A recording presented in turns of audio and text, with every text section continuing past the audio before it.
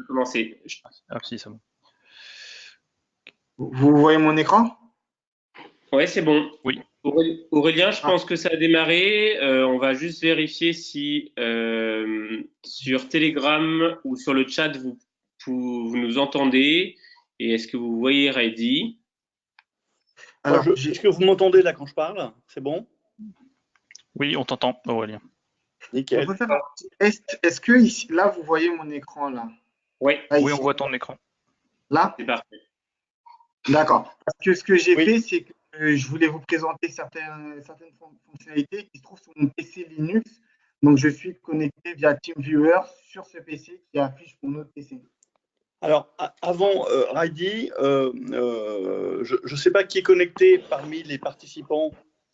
Un certain nombre de participants ne sont pas disponibles ce soir pour découvrir cet outil Smart WinUp que Heidi va nous présenter. C'est un outil que Samir a déjà utilisé et c'est lui qui nous a recommandé son utilisation parce qu'il a trouvé que ça simplifiait énormément la campagne et que c'était donc un outil, un plus pour l'emporter sur une campagne de terrain que sont les municipales. Cet outil, donc Heidi va nous le présenter, c'est une présentation qui sera en replay. Donc tous les gens qui sont absents, qui ne peuvent pas participer ce soir, pourront bien entendu retrouver la présentation et les questions que les uns et les autres poseront pour avoir une idée de cet outil. J'ai mis en ligne sur Telegram la présentation, la plaquette qui résume très brièvement les outils que nous allons développer ce soir. Et puis évidemment, après, nous mettrons directement en relation avec les volontaires, les candidats volontaires, en relation avec Heidi pour avoir des détails et des tarifs et rentrer en relation plus pratique pour la campagne. Heidi, cet outil Smart WinUp est assez récent, je crois, donc je vais te laisser présenter à tout le monde son origine et son utilisation aujourd'hui. Et bienvenue et merci en tout cas d'être là ce soir pour nous présenter à tous cet outil. Merci, donc bonsoir à tous. Donc moi je suis Heidi d'Ingénierie Tech, donc je suis développeur. J'ai monté cette plateforme suite à mon expérience terrain de la campagne 2014, donc où je voyais que l'organisation, c'était très compliqué, communiquer ensemble, se structurer sur toutes les opérations de terrain, c'était vraiment compliqué. On passait aussi des fois par des organisations via des doodles, il y avait des mails qui étaient perdus, inscrivez-vous à telle opération, je ne me rappelle plus des mails, etc. En même temps, on était beaucoup support papier, donc on écrivait tout à la main, sur papier, on faisait des points, on perdait des fiches, on perdait des papiers, on perdait des contacts. Et ben moi, étant dans le numérique depuis maintenant 9 ans avec ma société, je me suis dit, pourquoi pas digitaliser tout ça? Parce que moi, ça me parle directement de digitaliser des actions qui sont faites sur support papier. J'ai monté la plateforme qui s'appelle Smart WinUp, qui permet vraiment de structurer les opérations de terrain et de remporter une campagne électorale. Voilà. Donc, je vais vous faire la démo de la plateforme. Donc, alors, je vais baisser quelques petites fenêtres. Tout le monde à l'écran déjà sur l'autre slide. Si vous faites glisser votre écran, normalement, vous avez les présentations. Si donc là, vous voyez mon écran? C'est bon? Moi, j'ai accès. Hein. Voilà. Donc, je peux démarrer? Ouais, c'est parti. Voilà. Donc, on se log sur la plateforme. On arrive sur un écran qui présente les différentes campagnes dans lesquelles on peut suivre les opérations. Pourquoi différentes campagnes? Parce que des fois, il y a des directeurs de campagne qui chapeautent plusieurs campagnes. Là, je rentre sur une campagne de test, campagne 2020. Donc ça, c'est… Heidi, pardon, le son est assez moyen là. Est-ce que tu peux juste parler un peu plus dans l'axe? On ne t'entend pas là. Est-ce que vous m'entendez mieux? Là, c'est parfait. Parfait? Ouais, là, c'est bon, c'est parfait. D'accord, super. Donc là, on rentre sur la campagne municipale 2020.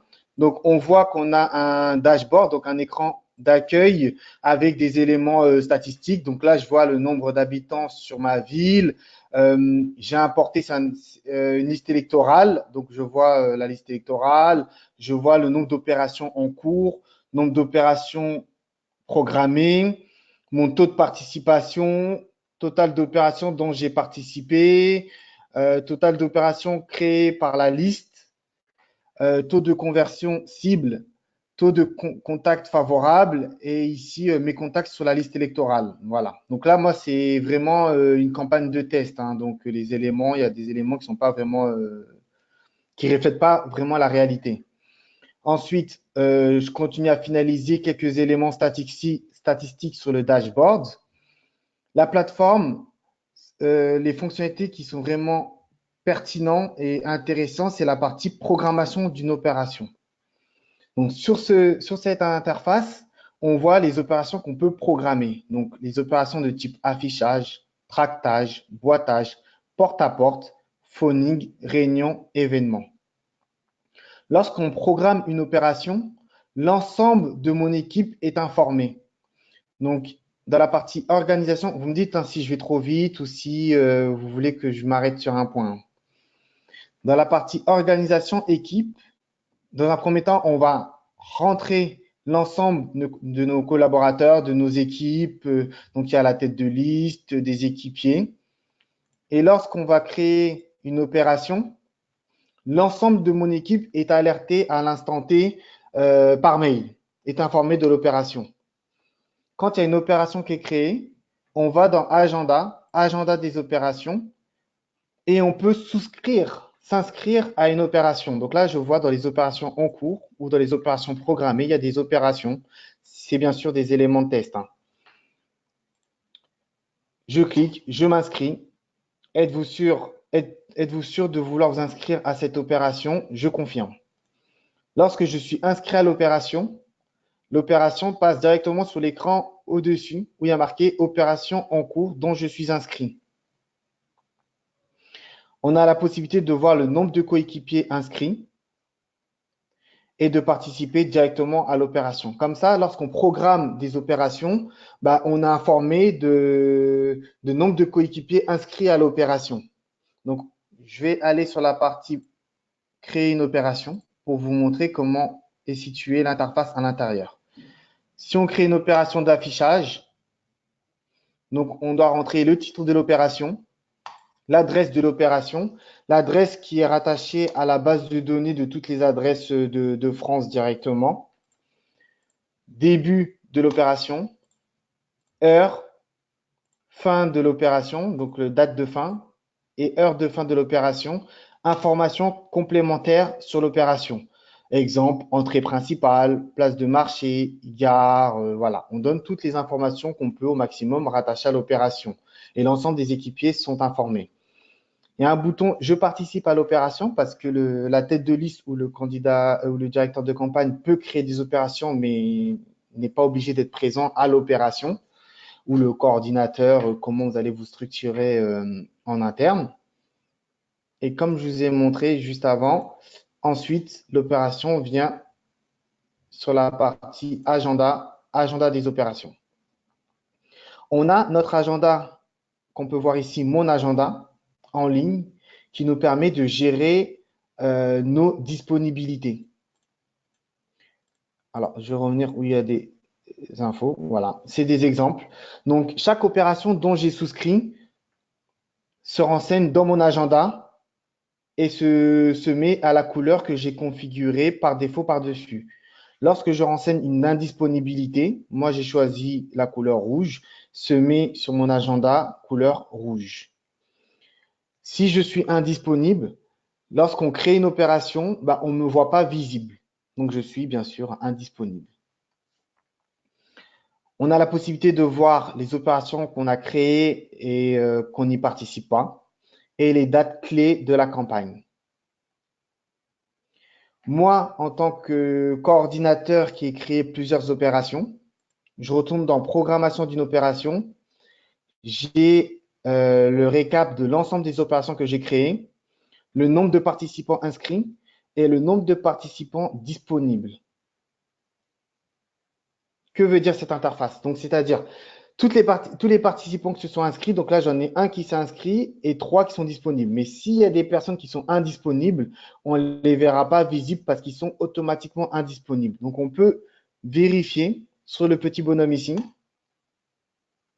qui de mon équipe a souscrit, s'est inscrit à l'opération et qui est disponible et s'est pas encore inscrit à l'opération pour le relancer.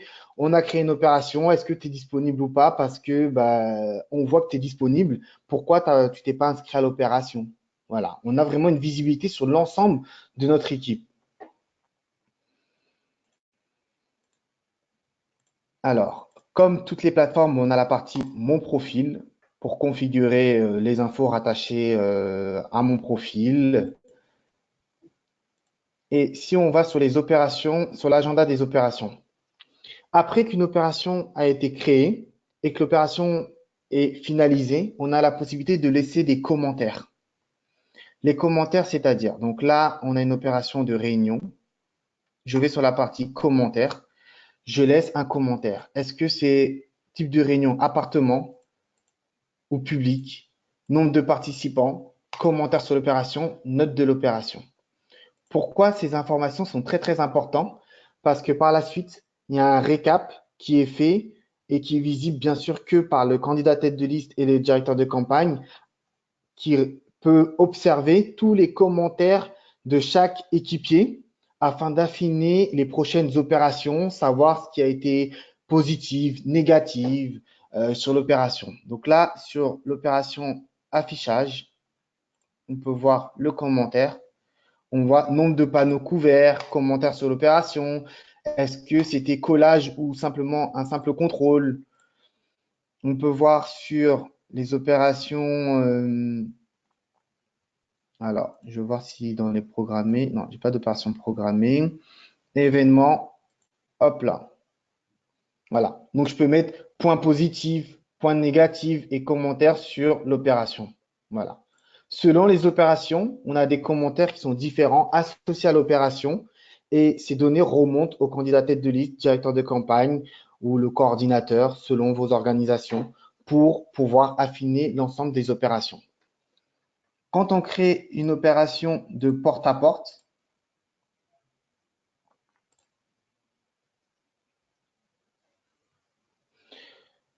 on a ici une carte qui s'affiche, qui est rattachée directement sur la ville que j'ai configurée, que j'ai la licence.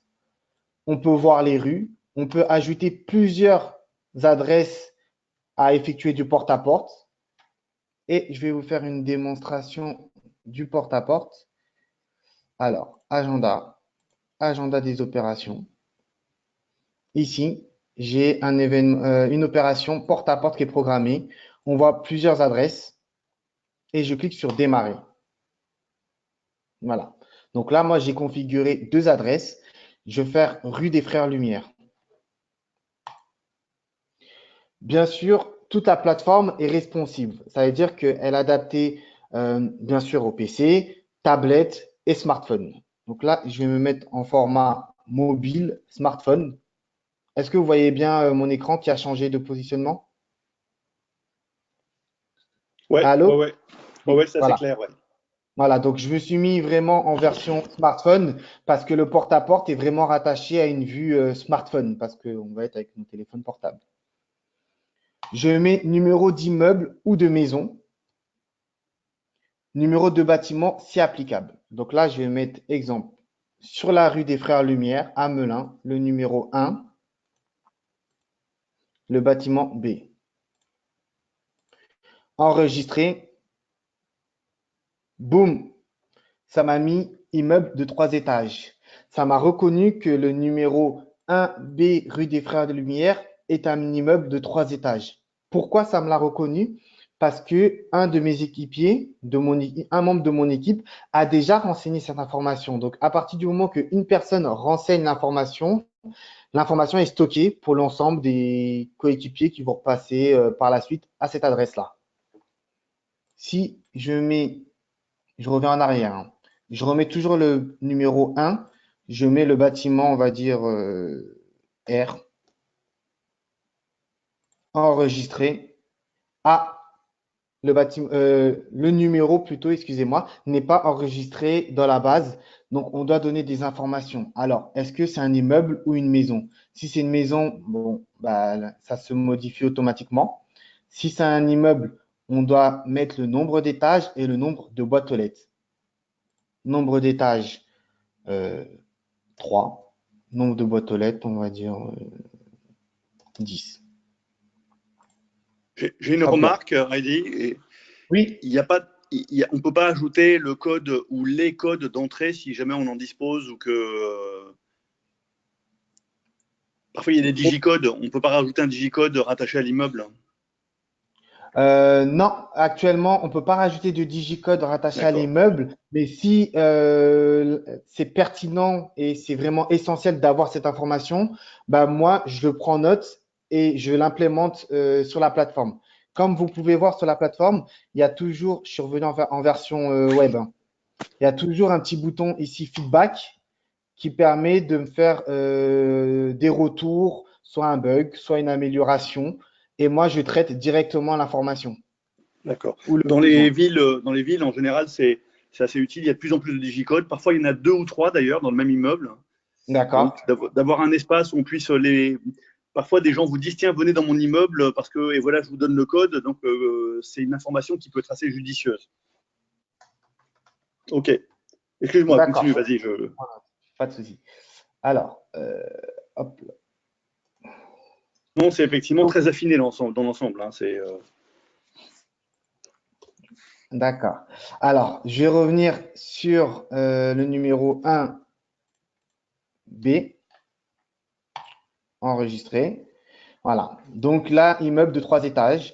Alors, numéro d'étage. Je suis au premier étage. Je fais le numéro d'appartement numéro 1. Hop, ça me met appartement interrogé.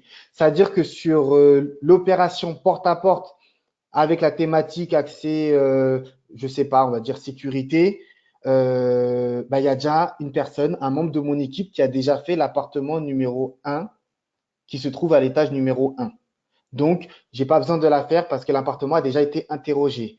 Pourquoi? Afin d'éviter à chaque contact qu'on rencontre, oui, mais j'ai déjà rencontré votre collègue juste avant, mais j'ai déjà rencontré encore votre collègue juste avant, ça fait la troisième fois que vous passez, et pour pas perdre une voix qui est en notre faveur, parce que les personnes risquent d'être un peu fatiguées, de revoir à chaque fois les membres de l'équipe passer le même jour sur la même opération, sur la même thématique. Donc, vaut mieux bien être structuré et savoir que tel appartement a déjà été interrogé.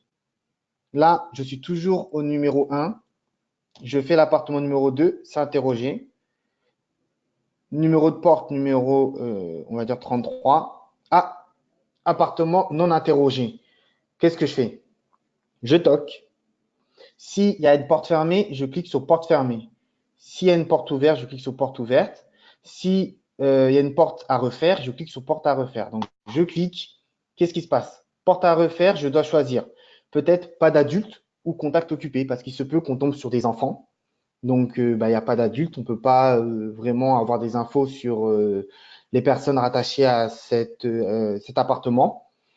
Si le contact est occupé pour X raison, il est assez pressé, bon, ben, repasser, je suis vraiment occupé, repasser. Je mets contact occupé et je confirme. Hop là.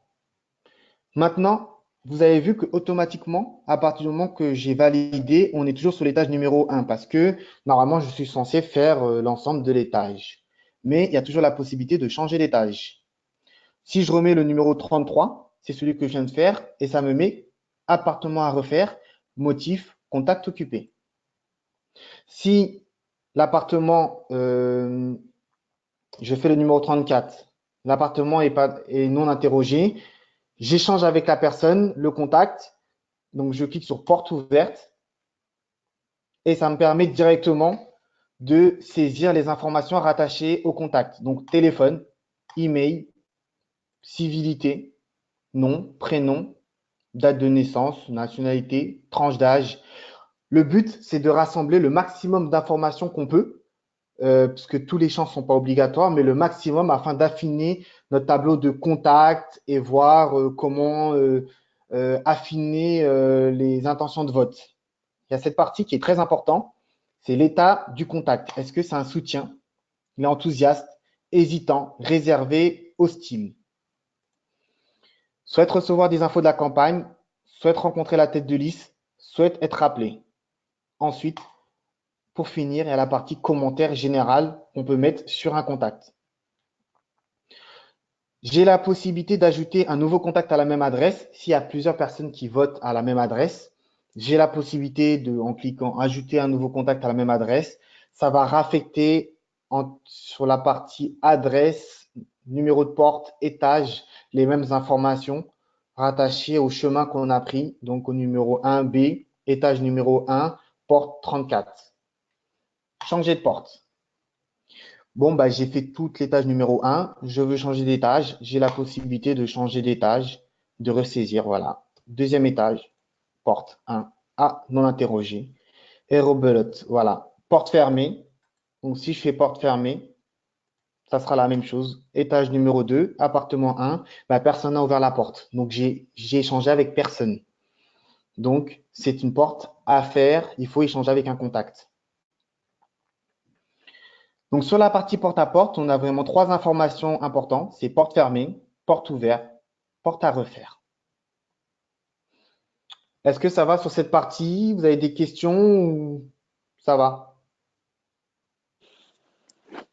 Ça, c'est clair, hein, ça, c'est clair. Ça, c'est la partie input. C'est bien ça. Voilà. Alors, je reviens en arrière, je retourne, je vais remettre mon PC.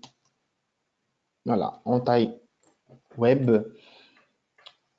Donc ici, c'est la fonctionnalité porte à porte. Vous pouvez observer que sur chaque page de navigation de la plateforme, on a toujours un petit bouton qui est présent, créer un contact. Peu importe les pages, on a toujours créé un contact. Donc, à tout moment, on peut être sur n'importe quelle page, on a la possibilité de créer un contact. Qu'est-ce que c'est créer un contact? Comme son nom le dit, on enregistre les informations, téléphone, email, on peut l'affecter à une opération afin d'avoir des données sur telle opération, combien de contacts on a pu enregistrer sur l'opération place du marché, voilà. Donc voilà, on affecte des contacts à une opération. On renseigne le maximum d'infos qu'on peut, civilité, nom, prénom, adresse, voilà, commentaire et toujours la partie soutien, enthousiaste, hésitant, réservé, hostile, souhaite recevoir des infos de la campagne, souhaite rencontrer la tête de liste, souhaite être appelé. Sur la partie pilotage, on a un récapitulatif de l'ensemble de nos contacts qu'on a créés. Donc, total de contacts 4. Bon, bah, moi, j'ai 4 soutiens. 3 personnes souhaitent recevoir des infos de la campagne, souhaitent rencontrer la tête de liste, souhaitent être appelées. Voilà, sur cette partie-là. On a aussi un volet qui est liste électorale. Cette partie nous permet d'importer la liste électorale. Voilà, donc là, moi, j'ai déjà une liste chargée. Et cette liste électorale nous permettra de travailler sur les données de la liste électorale. C'est-à-dire, dans un premier temps, alors, je vais juste basculer, vous allez me dire si vous voyez. Alors, hop là. Je vais mettre mon autre écran.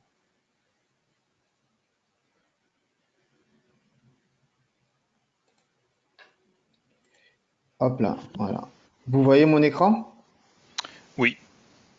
Voilà. Donc, je retourne sur la partie liste électorale. Alors, je vais aller là. Tac. Liste électorale. Voilà. Ah, je me connecte. Voilà. Donc, on a la possibilité de voir la liste électorale, mais cet accès, elle est réservée uniquement aux candidats tête de liste et directeurs de campagne. On a la partie gestion des droits sur la plateforme. Donc, bien sûr, les équipiers n'ont pas les mêmes droits que le candidat tête de liste et directeur de campagne. Donc, on a directement là nombre de contacts chargés. Donc là, j'ai sur la ville de Melun, j'ai rentré une base de données de 16 801 personnes. Donc, c'est les personnes qui sont inscrites sur la liste électorale. Donc, j'ai le nombre d'hommes, nombre de femmes, j'ai la répartition par tranche d'âge, voilà. Donc, on peut travailler sur ces données-là. Les fonctionnalités que je viens de vous présenter, c'est ce qui est actuellement disponible. Et parallèlement, avec mes équipes, on est en train de travailler sur des fonctionnalités beaucoup plus poussées. C'est-à-dire, je vais vous présenter, là, les fonctionnalités que je vais vous présenter n'est pas encore en production, mais sur notre serveur de test et on va mettre en production dans les semaines à venir. On a la possibilité de, voilà, j'ai basculé, de cliquer sur un bouton, de filtrer par rue. C'est-à-dire, on peut savoir le nombre d'inscrits sur la liste électorale par rue. Donc ici, on peut, voilà. Donc on sait sur la liste électorale, dans ma ville, avenue Pierre Mendès France, il y a 456 inscrits sur la liste électorale parce que j'ai eu des équipes, j'ai rencontré des personnes qui me disent ils vont s'axer directement sur les rues où il y a le plus d'inscrits afin de transformer déjà ces rues-là et avoir les voix acquises pour eux, en leur faveur. On a la possibilité aussi de filtrer par bureau de vote le nombre d'inscrits. Donc, voilà. Là, je vois que sur le bureau de vote, groupe scolaire, marque, bloc, il y a 1244 inscrits. Sur le millénaire, il y a 1123 inscrits. Voilà, donc ces données-là aussi permettent à des équipes de travailler en fonction où il y a le plus de personnes inscrites et transformées. Et là, on travaille par rapport à ces données-là, de les afficher sur une carte pour qu'on puisse voir tous les secteurs qu'on a pu quadriller. C'est-à-dire sur les porte-à-porte, on aura la possibilité de clôturer une rue et de mettre la carte, il y aura un trait dessus vert. C'est-à-dire que la rue, elle a été clôturée pour pouvoir quadriller l'ensemble des rues de notre ville. On est actuellement aussi en train de travailler sur la fonctionnalité création de groupes. Qu'est-ce que c'est que la création de groupe? C'est l'envoi d'emails ou SMS à un groupe qu'on aura créé et nommé par nous-mêmes.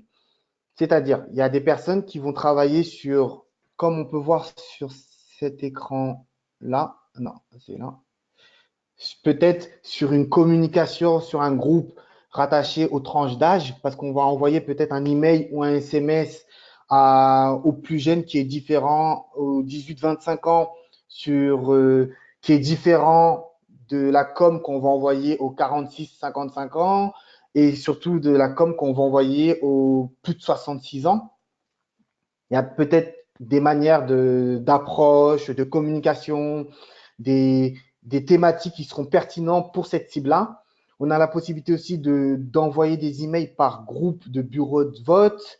Vous êtes totalement libre de créer les groupes avec les thématiques que vous souhaitez.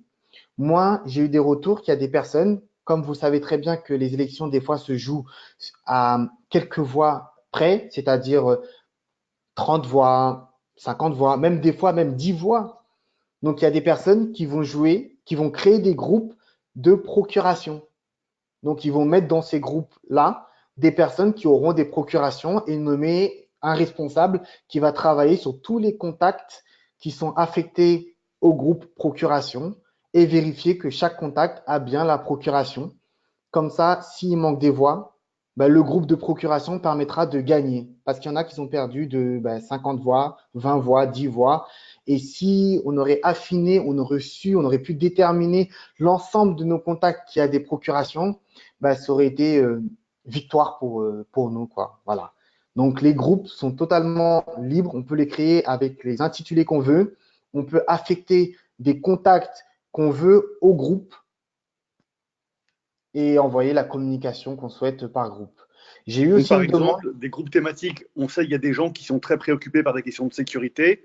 On crée un groupe sécurité et on sait que tous les gens qui vous ont signalé que la sécurité, ça comptait pour eux, ils sont sensibles. On peut faire des mails précis sur une thématique. Voilà.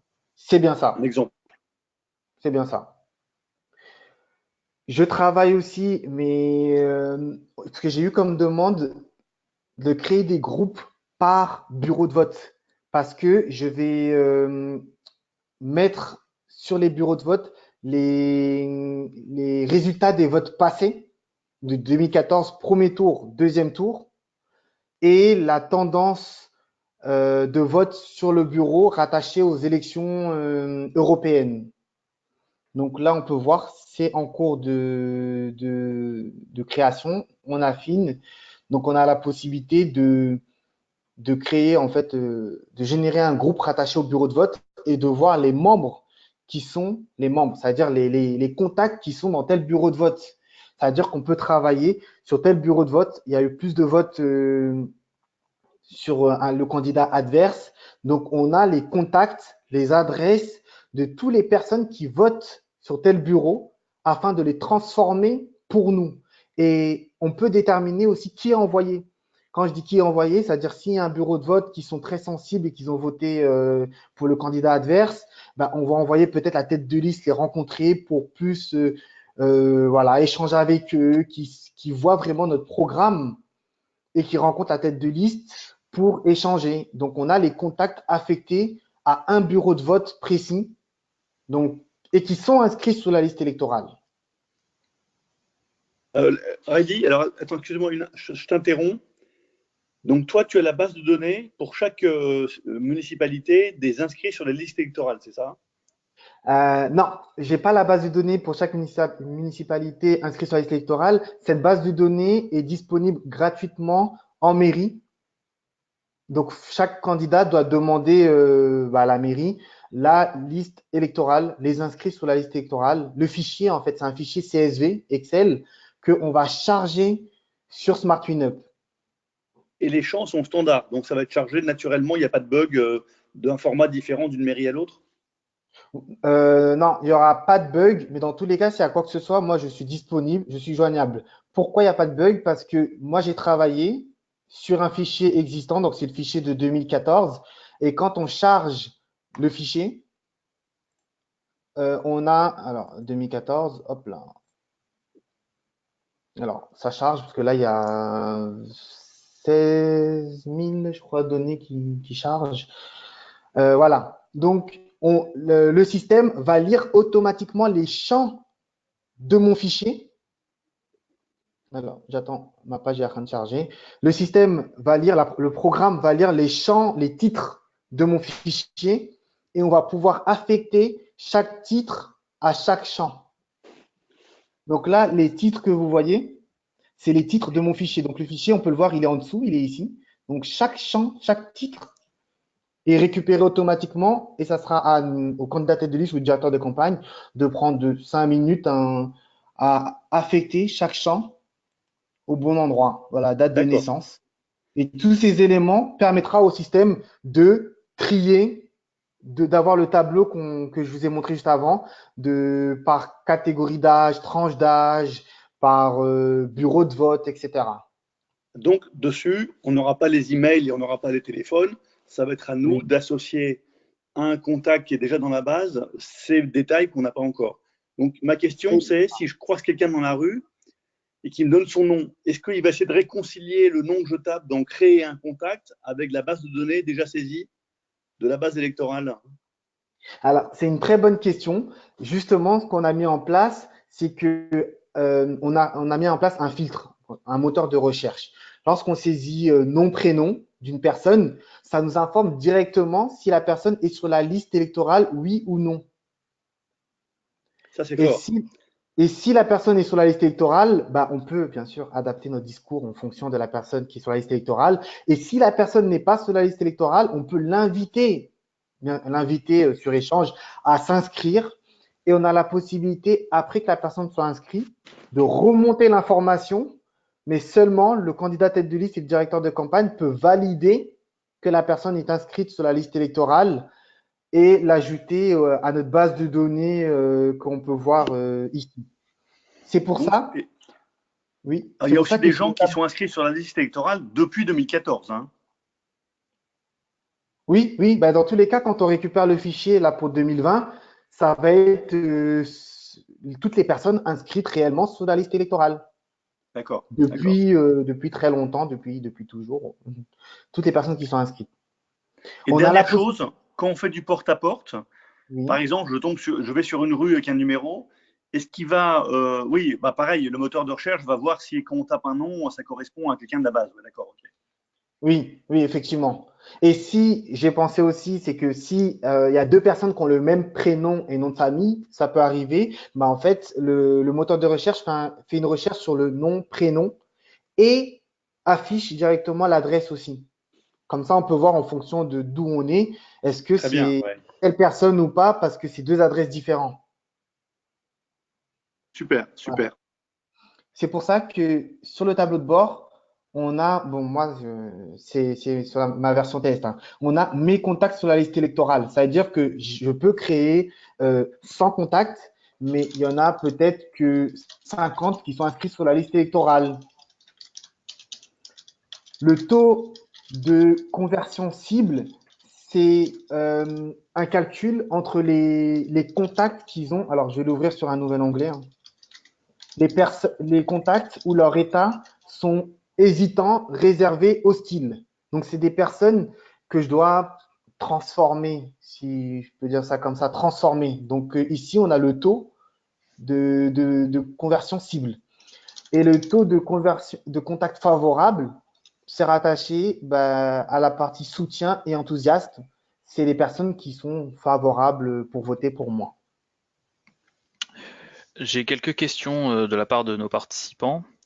Oui. Tout d'abord, est-ce qu'il existe une possibilité de faire un lien avec les réseaux sociaux? C'est-à-dire avoir si par exemple le candidat a une page Facebook, avoir un lien avec justement les réseaux sociaux, le nombre de likes qu'il a eu sur sa page, et si les personnes qu'on rencontre, les contacts, ont liké la page ou pas, par exemple. Alors, ça, c'est une très très bonne question. On l'a prévu, mais actuellement, la fonctionnalité n'est pas disponible, mais sera en cours de développement dans la foulée. C'est pour ça vous pouvez voir ici, il y a un petit champ qui est vide. Et ici, on a prévu réseaux sociaux. Mais pour l'instant, notre priorité, c'était de rendre la plateforme opérationnelle sur tout ce qui est action de terrain et structurer notre équipe et jouer. Sur mes derniers rendez-vous, j'ai eu pas mal de personnes qui m'ont remonté. Ils aimeraient vraiment jouer sur les données du fichier électoral, c'est-à-dire structurer, faire du porte-à-porte sur les rues où il y a le plus d'inscrits parce qu'ils me disent j'ai pas envie de passer du temps sur des rues où il n'y a pas vraiment d'inscrits. Je préfère faire d'abord les rues où il y a le plus d'inscrits. Après, chaque équipe a leur stratégie. Donc, je me suis dit, en priorité, je vais vraiment axer tous les données portées sur le fichier électoral. Donc, savoir les rues avec le plus d'inscrits pour être sûr des personnes voilà, qui vont bien voter pour nous. Mettre les tendances des bureaux de vote parce que les tendances des élections passées de 2014, le premier tour, le deuxième tour et aussi les élections européennes jouent énormément pour savoir sur tel bureau de vote, qu'est-ce qu'ils ont l'habitude de voter, les contacts qui sont sur ce bureau de vote-là et qui sont ces contacts-là aussi. Où Donc habitent ces toi, Heidi, tu veux contacts-là? dire, ce que tu nous dis là, c'est que les résultats des élections, tu les as déjà chargés sur la carte. C'est bien ça. Ah oui, Les d'accord. résultats des élections 2014, premier tour, deuxième tour. Et là, on est en train de travailler sur les européennes pour mettre vraiment les tendances sur un bureau de vote. Comme ça, on a directement une vue sur les tendances de vote de tel bureau de vote. Bon, même si on le Mais je sait pensais comme… pas que c'était public les résultats par bureau de vote. Donc tu as réussi à obtenir ça. Oui, c'est des données qui sont publiques. D'accord, d'accord. Oui. Ben là, tout ce que j'affiche, sauf la base de données du fichier électoral, ça qu'on doit demander en mairie, mais tous les données des élections sont visibles sur Internet, quoi. On va sur le site du gouvernement et ils mettent, parce que maintenant il y a l'open data, donc les données sont visibles. Après, c'est des croisements de données, des statistiques et voilà. C'est pas mal de croisements de données. Vous m'entendez? Allô? Ouais, ouais, nickel, nickel, hein. Voilà, donc ça, C'est c'est ce qu'on est en train passionnant. de travailler dessus. Et pour l'instant, c'est vraiment notre priorité de finir et mettre à disposition toutes les fonctionnalités axées sur fichier électoral et au bureau de vote. Déjà, le fait de voir les nombres d'inscrits sur les bureaux de vote et les contacts sur les adresses aussi, sur les rues, permet directement sur une opération de savoir quelle adresse faire. Comme là, si je pris l'autre côté, bah, sur cette adresse-là, bon, il n'y a qu'une personne inscrite, donc ça veut dire qu'il y a un gros boulot pour inscrire ces personnes-là, les personnes qui habitent sur ces rues, sur la liste électorale. Donc après, c'est des stratégies, peut-être une équipe qui va se charger d'inscrire le maximum de personnes, une autre équipe qui va être chargée de transformer les voix qu'on a déjà, ou les personnes, les adresses, les rues où il y a les plus de votants, parce qu'ils sont déjà peut-être éveillés, ils suivent les campagnes et votent régulièrement. Voilà. Et par la suite, comme vous m'avez posé la question, on va travailler sur, alors c'est là, les réseaux sociaux. Et j'essaye de mettre à disposition cette fonctionnalité au plus vite. Mais tout de suite, j'ai pas encore de visibilité de date sur cette fonctionnalité-là. En cours de programmation aussi, qui est fonctionnel, ça passe juste en version test là, parce qu'on a un développement, test, bêta test et mise en production. On a la partie partage de documents, c'est-à-dire qu'il y aura la possibilité de partager des fichiers et d'affecter des droits pour nos équipes. Oui, parce qu'en fait, une remarque, c'est que ces informations sur les électeurs, c'est quand même hyper sensible. Et d'un côté, on veut mutualiser pour que les uns et les autres sachent un petit peu et ne reviennent pas deux fois sur la même personne. Mais d'autre part, on n'a pas envie que les membres de la campagne, dont certains pourraient être des taupes, pompent toutes les données pour les donner aux candidats adverses, quoi. J'imagine que c'est une question qui était soulevée déjà de ton côté.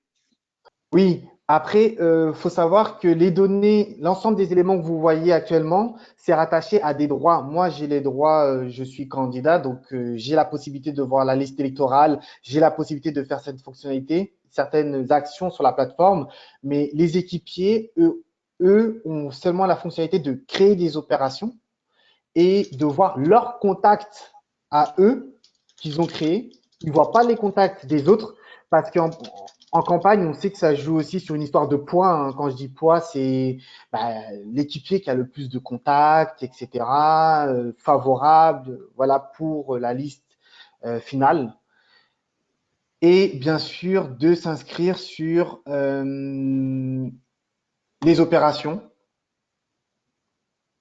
et de gérer son agenda. C'est tout ce que peut faire un équipier. Il gère son agenda, il s'inscrit, il crée des opérations, il peut commenter les opérations, bien sûr, mais il ne voit pas le commentaire des autres.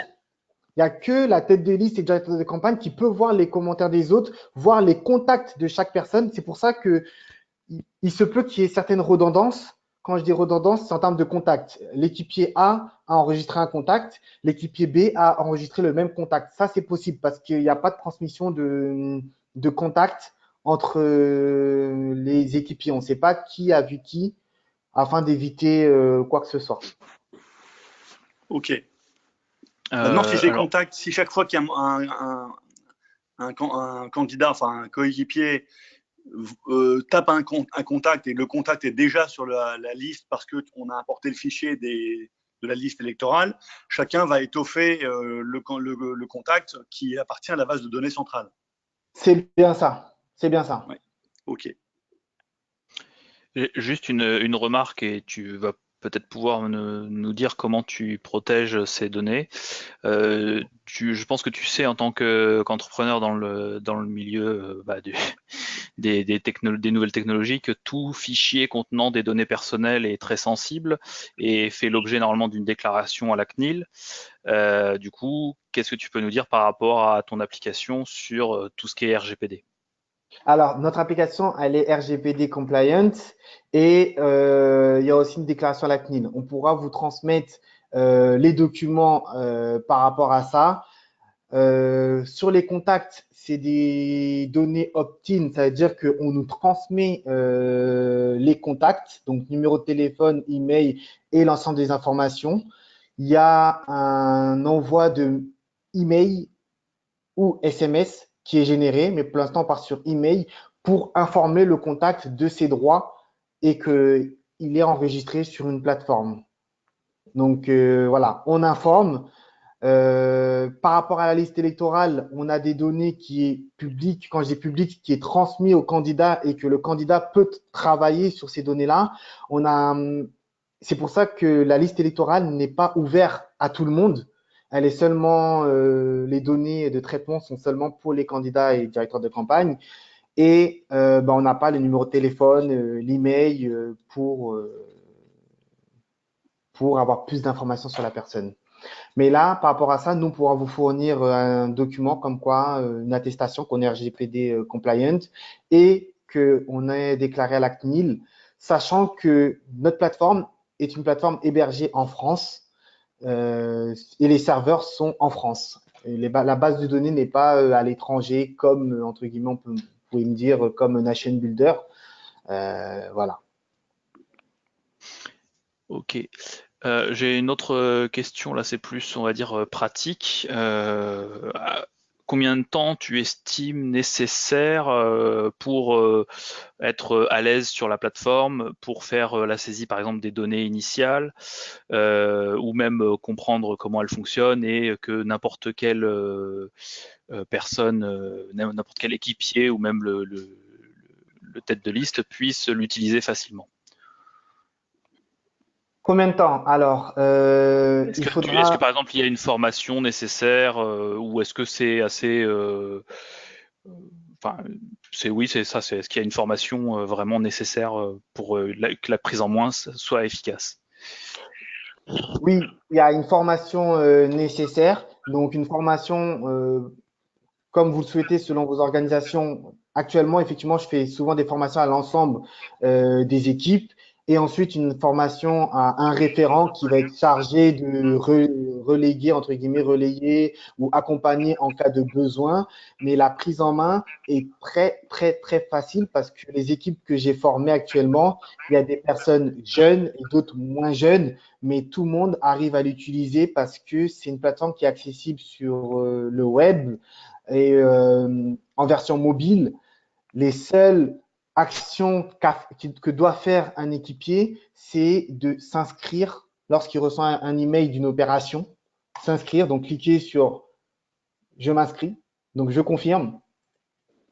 Ensuite, à la fin, de déposer un commentaire et de cliquer sur créer un contact. C'est tout ce qu'a, c'est les seules actions que doit faire un équipier. Ensuite, pour la tête de liste, directeur de campagne, charger un fichier, comme on a pu le voir, c'est assez rapide. Je vais charger un fichier un peu plus léger. Hein, j'en ai un plus léger. Il est là. Voilà. C'est ça. Ça prend 2-3 minutes. En gros, on va dire 5 minutes. Et après, c'est pas mal d'analyse de données, hein, de lecture de données. Création de groupe, c'est assez simple. Voilà. Donc vraiment, on va dire peut-être pour un candidat tête de liste, directeur de campagne, ils vont vraiment travailler sur les données, sur les résultats, sur le ressenti, sur les rapports affinés. Eux, ça prendra un peu plus de temps parce qu'ils vont améliorer à chaque fois chaque opération en fonction des retours. Mais pour l'utilisateur, l'équipier, la plateforme, c'est 5 minutes, max 10 minutes. Parce que quand on va sur une opération, alors non, c'est dans agenda des opérations, on dépose un commentaire, il n'y a pas beaucoup de champs. C'est des champs vraiment avec des données assez précis que j'ai travaillé dessus. Phoning, nombre d'appels, points positifs, points négatifs, commentaires. On passe à peu près 5 minutes par étape à peu près, mais c'est vraiment rapide. Hein. On avait fait la démo pour enregistrer un contact, c'est très rapide. Et la prise en main, la plupart des équipes s'inscrivent aux opérations. C'est important parce que quand on crée une opération, on a envie de savoir le nombre d'inscrits et le nombre de personnes disponibles. Selon les équipes, s'organise avec un coordinateur qui, lui, va créer des opérations et va être chargé de coordonner l'ensemble de l'outil et l'utilisation aussi de la plateforme aux équipes.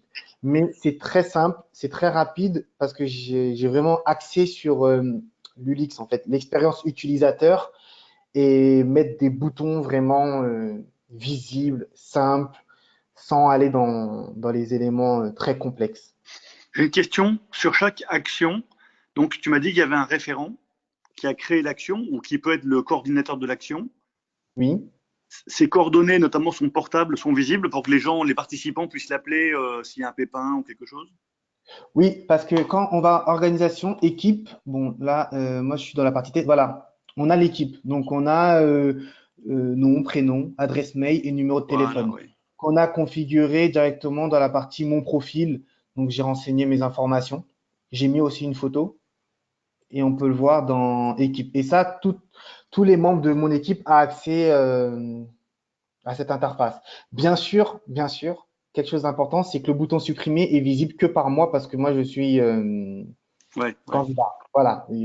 Les équipiers ne peuvent pas supprimer une personne et ils ne peuvent pas aussi inviter une personne parce qu'il y a une sécurisation pour entrer sur la plateforme. Sur la campagne, il faut bien sûr être invité et on affecte des rôles. Une question vicieuse, mais je devine la réponse. Les carnets d'émargement aux élections qui sont pour l'instant entièrement manuels n'ont pas basculé en big data, donc j'imagine que c'est pas chargé non plus dans l'outil. Non, pas encore. D'accord. Ah, c'est un projet? C'est un travail gigantesque, hein. Oui, effectivement. On a une question sur tout ce qui est sonnant et trébuchant, si je puis dire. Quel est le prix de l'application, ou en tout cas le modèle économique, et en fonction de ce modèle économique, combien d'utilisateurs max en fonction d'un compte, on va dire, de campagne, quoi. D'accord. Alors, hop là. Ah, voilà. Alors, je vais sortir le prix. Tac.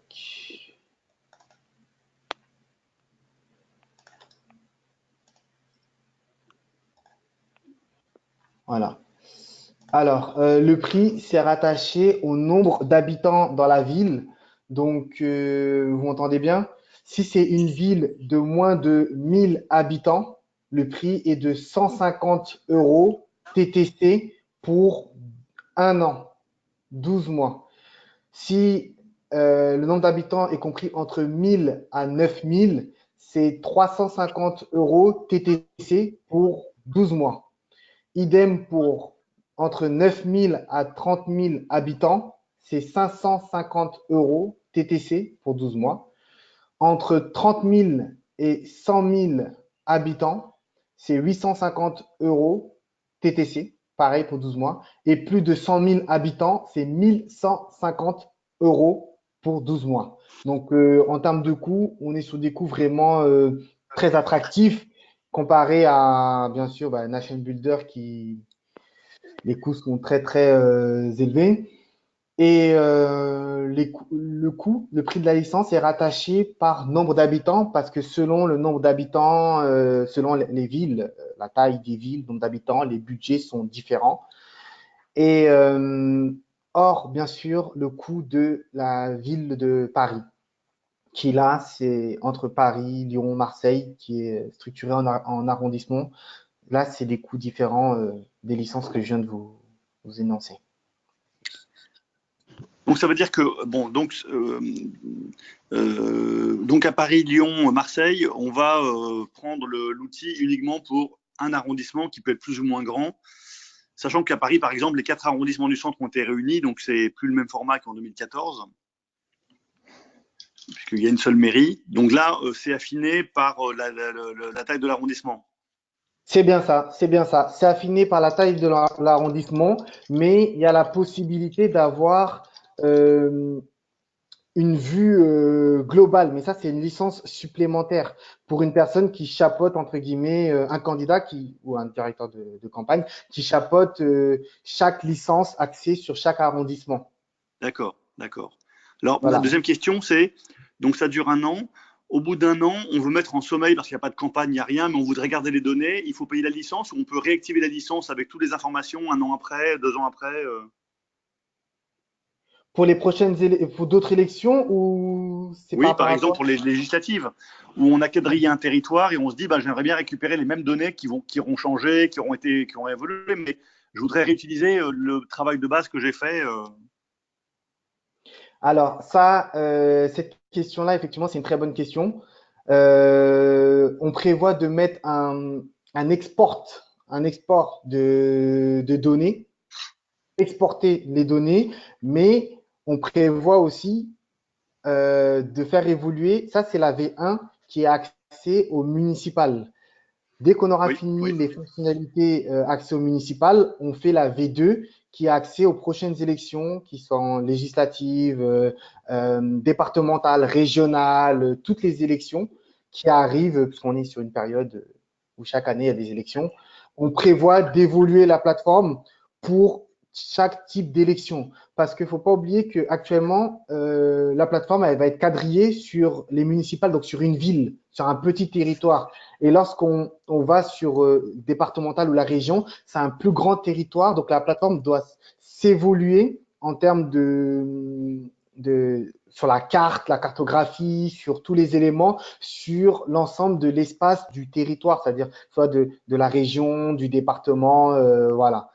Donc, c'est prévu que sur les versions à venir, très rapidement, que la plateforme s'adapte à chaque élection.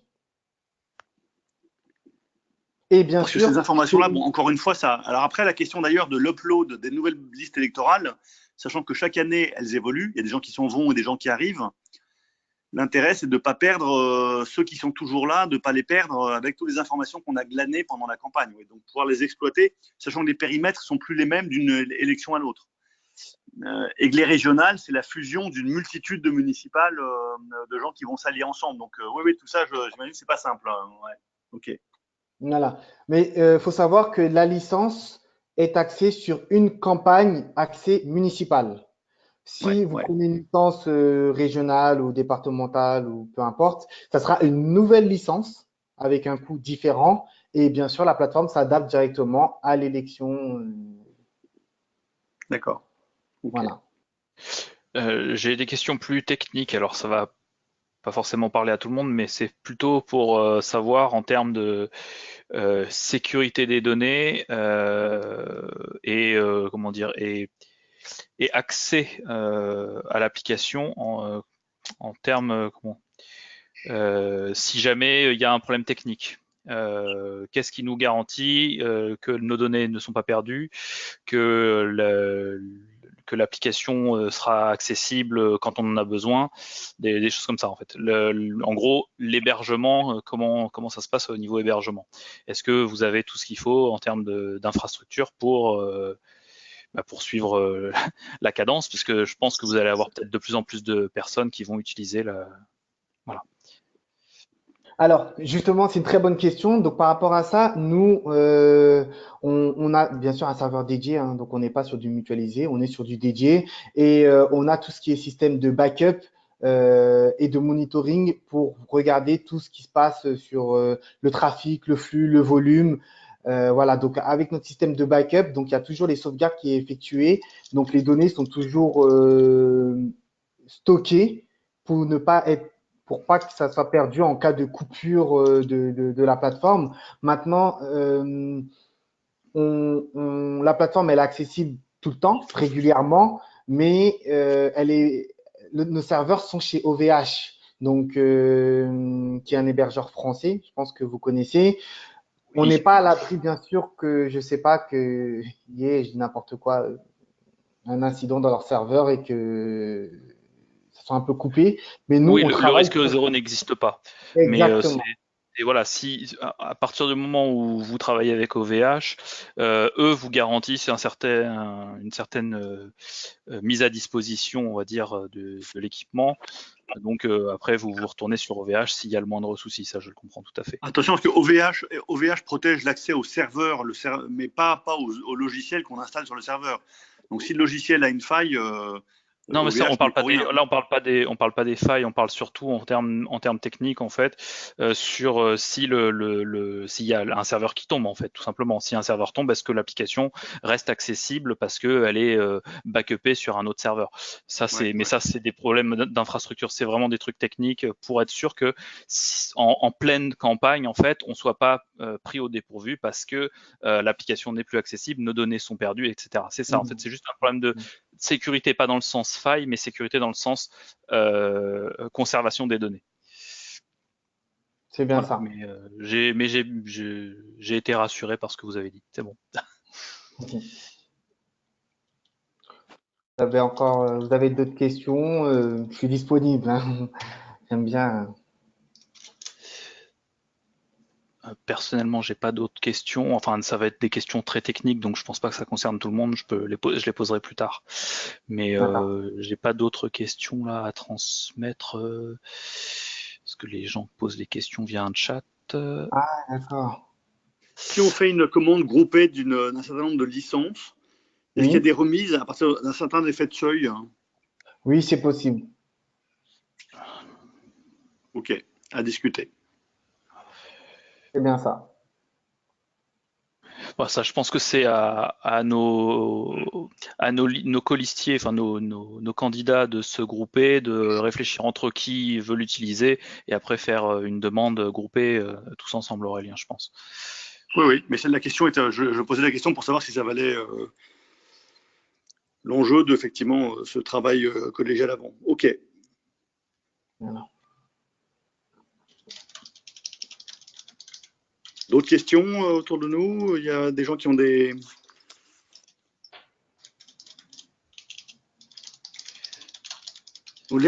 Tu nous as dit, Heidi, que les réseaux sociaux, c'était en cours.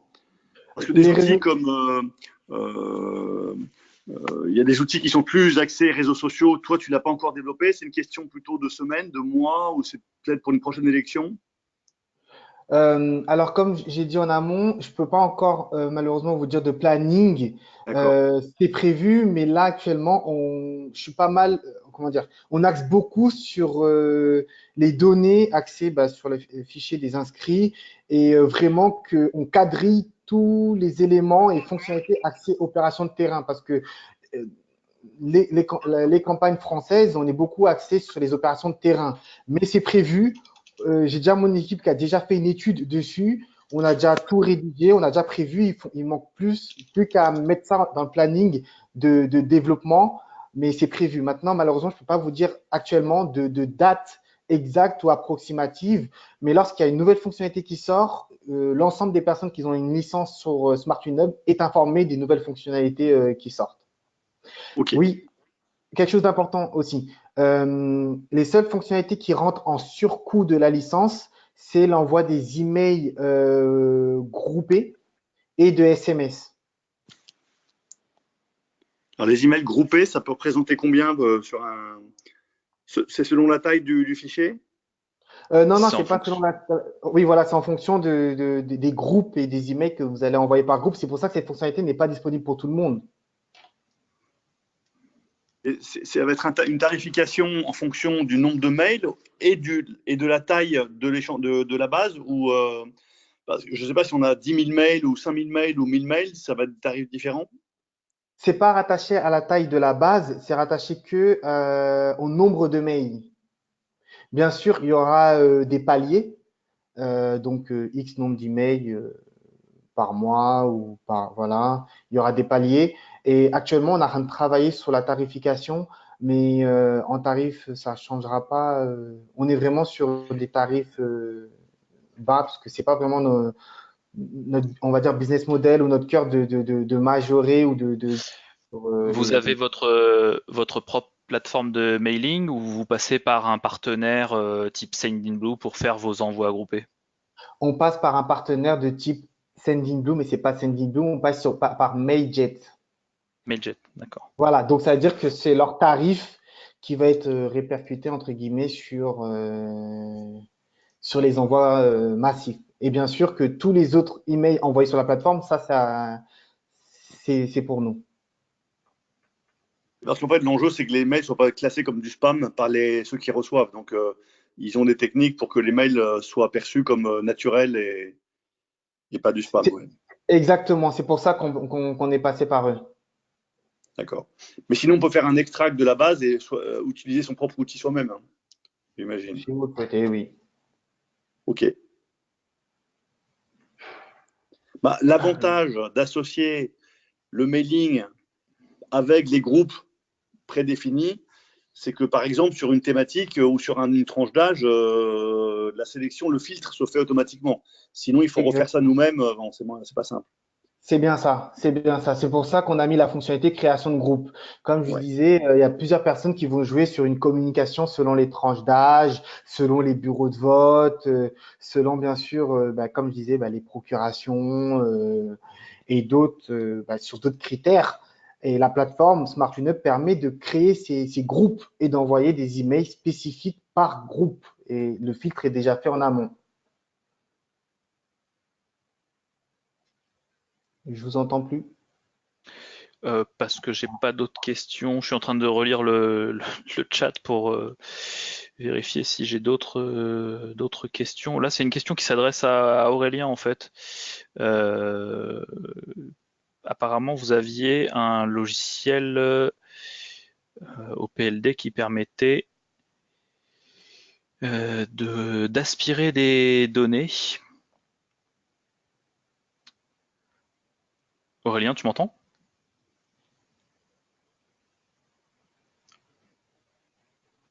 Je l'ai mis sur Telegram. On avait MailChimp, mais pour une vingtaine de milliers de contacts, ou 20 ou 22 000, c'était 250 € par mois. Mais c'était il y a 18 mois, il y a 12 ou 18 mois. Mais chaque outil a vraiment ses spécificités et parfois Google les identifie et donc tous les Gmail ou tous les Yahoo, classent tout un outil en spam parce qu'il a été repéré comme tel. Donc, c'est des outils qui ne cessent de travailler l'algorithme pour que les mails soient envoyés de manière différente, avec un protocole différent pour esquiver les parades de Google et de Yahoo. Oui. C'est la manière dont sont construits les mails. Hein. Et le contenu. Ça, on rentre dans des trucs techniques après, mais c'est la manière dont sont construits les mails. Je trouve pas d'autres questions sur le chat. Je suis en train de vérifier. Non, sur tout ce qui est réseaux sociaux, c'est plutôt Digital Box qui font que du réseau social. Donc, à défaut d'avoir une alliance entre vos entreprises pour fusionner, c'est à vous de développer ces outils avec leur attachement aux bases de données physiques. Oui. Bon, a priori, j'ai pas d'autres questions sur le chat, Aurélien. Moi, c'était clair. Hein. Je pense que tout le monde a eu des réponses. A priori. Il y a Dominique qui pose une question.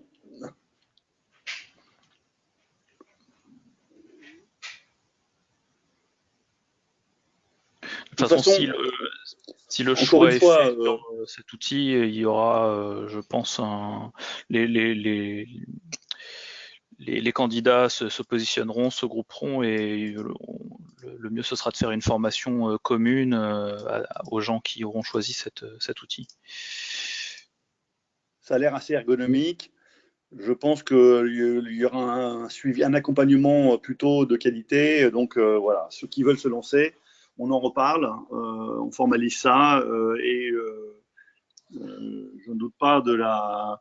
Et ensuite, vous pouvez en parler à Samir qui l'utilise, qui est candidat chez nous. Donc, il pourra vous donner son expérience d'utilisateur. Et puis ensuite, Heidi est à votre disposition aussi. Je suis sûr qu'il aura plaisir à répondre à toutes vos questions et à vous aider si besoin. Oui, exactement.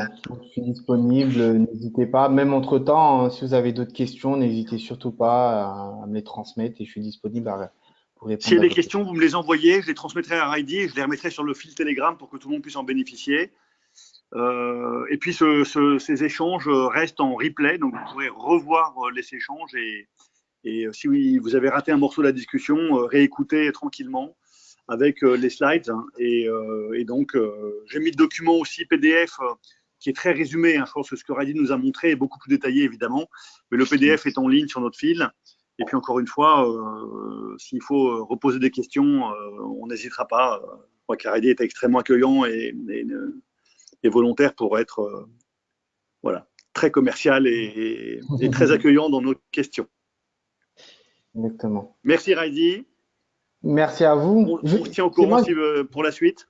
Je voulais savoir, il y a combien de personnes actuellement en écoute sur le webinaire? Là, on est une Il y a une quinzaine qui sont présents et peut-être une dizaine qui ne sont pas là. D'accord, ok. Plus après, le bouche à oreille entre candidats et après, c'est l'effet viral qui peut se diffuser. D'accord. De toute façon, je pense que c'est Samir qui nous donnera son retour une fois qu'il nous aura donné son retour d'expérience, qui nous fera décider, je pense. D'accord. Okay. Après, il y a quelques Parisiens, quelques Lyonnais, et sinon beaucoup de villes ailleurs qui sont de différents formats, donc des tarifications différentes. Mais en tout cas, ensuite, on va échanger là-dessus, mais je pense que ça a répondu à l'essentiel des questions qu'on peut se poser sur cet outil. Et encore une fois, si on a des questions plus précises, nous n'hésiterons pas. D'accord, avec plaisir. Merci beaucoup pour cette intervention, Heidi. À très vite. Merci à tous. Vous. Et puis, on poursuit nos échanges. Merci. Je vais juste, Heidi, je ne sais pas si ça va intéresser les gens qui nous écoutent. Moi, j'aurais juste des questions techniques, mais vraiment purement techniques sur les technologies utilisées en fait par l'application. Donc, en fait, je voulais juste savoir si tu pouvais me donner, en gros, les technos que vous utilisez pour le développement de l'application. Ah, très bonne question. Alors, l'application, elle est faite from scratch, en fait, de A à Z. Hein. C'est une solution qu'on a développée et on l'a fait en langage Python. Donc, pourquoi le Python? C'est le langage axé pour de l'IA. Donc, parce qu'on a des visions de le connecter via des API de type TensorFlow pour de l'IA ou du prédictive. C'est-à-dire que quand il y a un retour de commentaires sur des points, sur des opérations, par la suite, on pourra déterminer sur un secteur les points les plus pertinents à être présents et le nombre de personnes, d'équipes à être présents sur telle adresse, etc. et le nombre de tracts à prévoir, etc. Voilà. Donc, c'est pour ça qu'on utilise des dernières technologies qui est vraiment d'actualité actuellement et c'est du Python. D'accord, ok. Donc c'est une vision à long terme et c'est pour ça que vous avez choisi le Python qui est très utilisé dans tout ce qui est machine learning. Exactement. Ok, très bien. En termes, alors là c'est plus interface, c'est aussi, c'est HTML j'imagine, hein, de toute façon tout ce qui est interface. Est-ce que vous utilisez un framework particulier ou c'est au du niveau de HTML l'interface, pur? Ouais. l'interface, on utilise HTML, CSS, on utilise Bootstrap la plupart. D'accord, ouais, le classique. Ok. C'est fait en Bootstrap. Attendez, hop là. C'est fait en Bootstrap et après le framework qui est utilisé pour la plateforme, c'est Python Django. Django, donc c'est D'accord. ce qui est utilisé Ok. pour Instagram, via Facebook, etc. Alors, je peux vous montrer, hein, regardez, là, on peut voir sur le site les technos, donc Python, framework Django, Bootstrap et jQuery, voilà, on peut voir les technos. Ok. Ouais, Voilà. c'est tout ce que je voulais savoir. C'était juste pour savoir en fait au niveau techno si c'est moderne ou ou à la Oui, retraite. oui, non, Mais pas si vous avez une la vision à ref. long terme, je comprends tout à fait le choix des technos. Ah C'était oui, juste de la curiosité d'un développeur. d'accord. Avec plaisir, parce que en tant que dev aussi, j'aime bien tout ce qui est rattaché aux technos et technos d'avenir. Donc voilà, que ce soit du Python et après on réfléchit sur d'autres choses. Voilà. Ok, merci. Ben, on revient vers toi si on a d'autres questions. De toute façon, on a ton numéro de téléphone, ton email. Voilà. Merci beaucoup. Merci à vous. Bonne Merci à soirée. Merci vous. Merci à beaucoup toi. et Bonne soirée. À très vite. à très vite. Au revoir.